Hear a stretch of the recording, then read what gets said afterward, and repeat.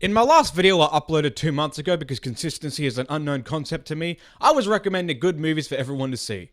And now instead of talking about anything good, I'm going to be talking about 3 horrible movies about these websites we all love to hate. I've had to re-record parts of this video multiple times because my microphone was messing up, so I apologize if anything looks or sounds different. I know it's annoying for me too.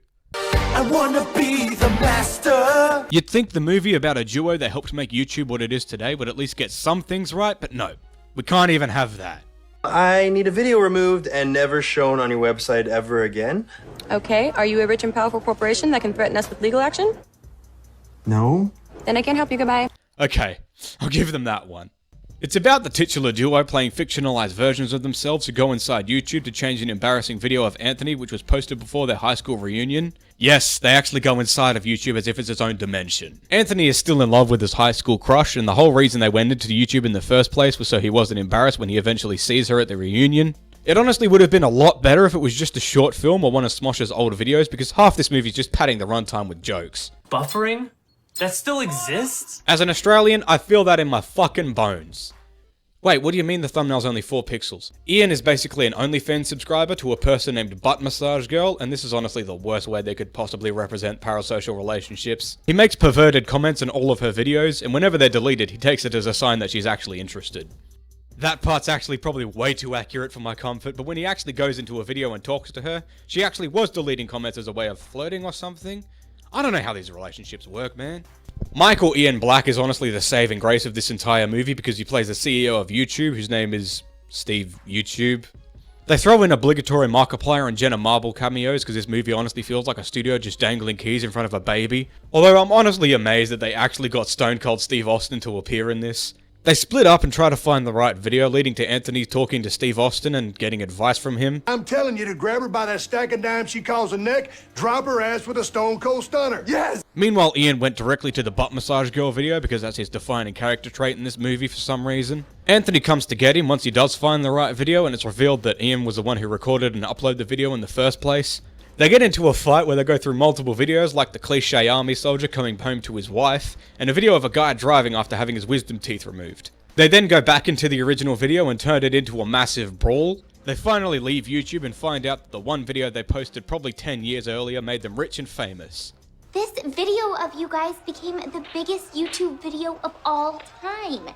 Then you got the TV show, then you met the president, then you made the movie. Also, yes, Ian is dating Butt Massage Girl for some reason, even though he never knew her real name and she probably wasn't even posting when that video was uploaded.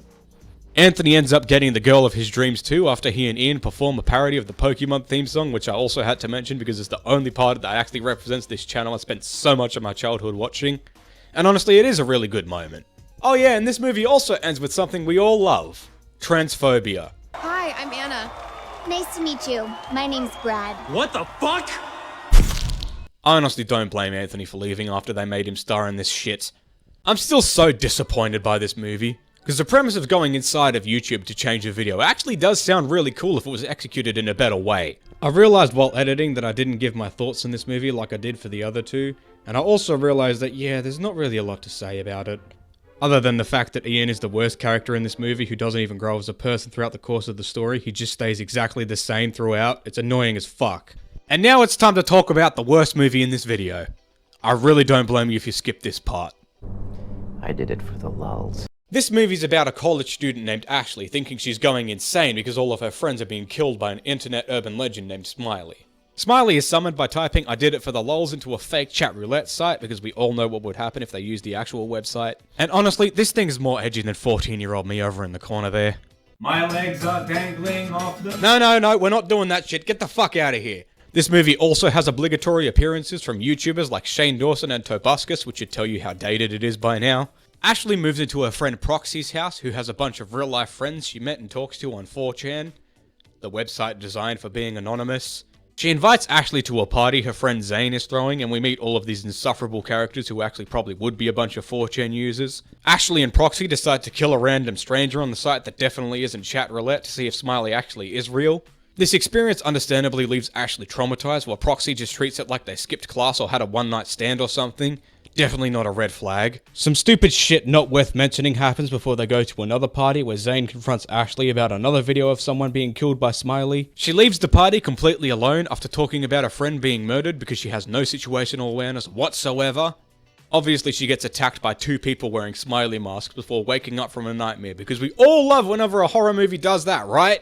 The next day, Proxy tells her that someone else has been killed. And this is where we get to the scene that is the whole reason I wanted to include this movie, because Jesus fucking Christ, man. Zane goes on a whole tangent about how Smiley isn't just an urban legend, but in fact one of their enemies. And I kid you not, this is an actual line in a real movie. Who's not our enemies? You don't get to be king of the internet assholes without making a few enemies. I wanna fucking die. I just hope whoever wrote this movie never touches a single script again, and given the fact that he wrote both of Logan Paul's The Thinning movies, I'm honestly surprised he isn't blacklisted at this point. Smiley magically appears on her laptop screen saying that he's coming to get her. Ooh! She finally acts like a normal human being and tries to report everything to the police, who obviously think she's insane, and I just have to ask, why the fuck did Keith David agree to be in this piece of shit? You need to see a psychiatrist. Proxy goes to stay with her parents and calls Ashley later that night asking her to check on Zane because he didn't show up to a booty call. You need to learn what red flags are, Ashley, because Jesus fucking Christ. She finds Zane and actually calls the police with dead body as evidence that she's not crazy, but of course they don't believe her. They are cops after all. She decides her best plan is to become a final girl because she's probably realized she's in a really bad horror movie, but unlike every other horror movie, she just fucking dies. Glad I spent an hour and a half with this one-dimensional character for no fucking reason. And what a surprise! Smiley wasn't an urban legend after all, it was just the 4chan users. Because no one saw that coming, right? But wait, no, Smiley actually is real because he kills Proxy at the end. What were the writers smoking when they made this shit? Because I want some so I can forget I watched it. This movie just really doesn't make a lot of sense, to be honest. Like, if it was the 4chan group all along, how the fuck did they know the location of that random person Ashley and Proxy spoke to? Was he a part of it too? Did they control who spoke to who on the website? Was Smiley actually real or just a hoax? These are all useless questions because the writers didn't care. It's filled with so many useless jump scares that it would give the Slender Man movie a run for its money. If a YouTuber movie that misrepresented YouTube in every way was leagues better than your hour-long creepypasta, then you need to find another profession. You might be wondering why I included this movie in this video, given the title. But the main reason is it actually shows 4chan users in the same room. And we all know that would cause a fucking implosion of the universe if that happened, because there would be so much toxicity in that one single place that nothing would be able to cope. And of course, I couldn't make a video on this topic without mentioning the abysmal TV movie Cyberbully. So let's get into it. I can't hear the cat on! If you were depressed at some point throughout the 2010s, which you most likely were, you've probably seen this movie. And I feel your pain. I'm gonna get through this one as quickly as possible because it's hard for anyone to sit through this soap opera without wanting to pop open a bottle of pills themselves. One's a bottle of pills and one— I told you to shut up! The main character, Taylor, is a high schooler who doesn't have constant access to the internet until she gets a laptop for her birthday, and her friends convince her to make an account on a website called Clicksters. It's basically just a cross between Facebook and a dating app because the writers didn't know what the fuck Facebook actually was before it became a place of various cult members and meme groups that are only reason worth keeping it. She quickly realizes that everyone is automatically an asshole on the internet, which isn't exactly wrong in itself, but it still gets everything people say wrong. Her brother hacks into her account and posts a status that humiliates her because apparently every teenager in 2010 had the humor of a 10-year-old.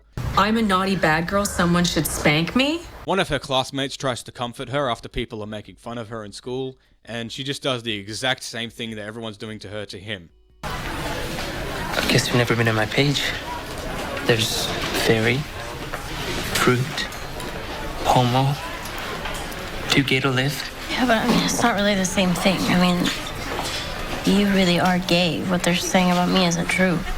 Wow, she's a great person, isn't she? Her mum keeps telling her to delete her account because did you know social media is actually bad? It's not like the movie tries to beat you over the fucking head with this or anything. People keep posting things on her profile, like a guy named James calling her a skank and saying she gave him an STD. Rather than just blocking them or listening to her mum's advice, she decides the best moves to cry dramatically. After more high school bullshit, she decides to just drown herself in all of the hateful comments rather than just shutting her laptop down and watching TV or something. Later on, she sees a video people have posted about her, which is just— I don't even have words for this, man. I'm Taylor Hillridge. Want to have a good time? $5, all it takes. You smell like a bit of a sewer. You ever take a shower? How about $2 or 50 cents? How many pills have you gotten there? She pulls a Hannah Baker and posts a video saying she's going to kill herself and it's basically all their fault. And this is where the scene you've probably seen 1,000 times in sad edits happens. I can't get the cap on!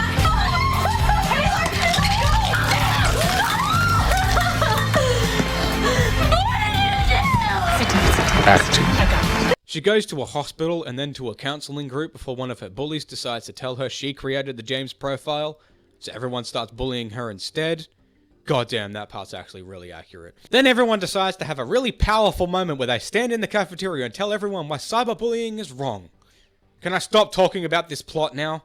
This movie pisses me off in a lot of ways because I've been in a very similar situation as Taylor. A bunch of people made an Instagram account making fun of me, mostly because of personal beefs and lies they were told by someone I had a falling out with. When I was going through that, someone told me to watch this movie and my only response after doing so was to tell them they're a fucking idiot for thinking it would actually help. I absolutely hate Taylor as a character and can't believe I'm actually expected to sympathize with her.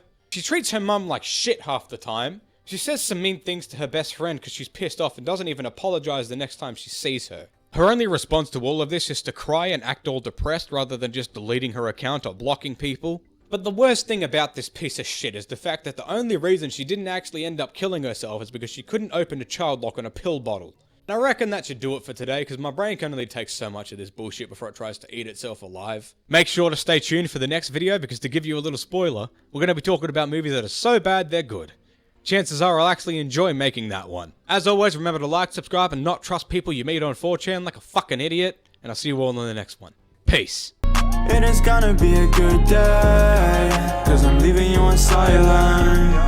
Yeah, remember what I said. Don't come to me when you get upset. I'm not in the mood to talk with you, cause when I do, I don't like myself. I'm ignoring you day and night. I'm telling you now, so don't be surprised. I'm never doing this topic again, man.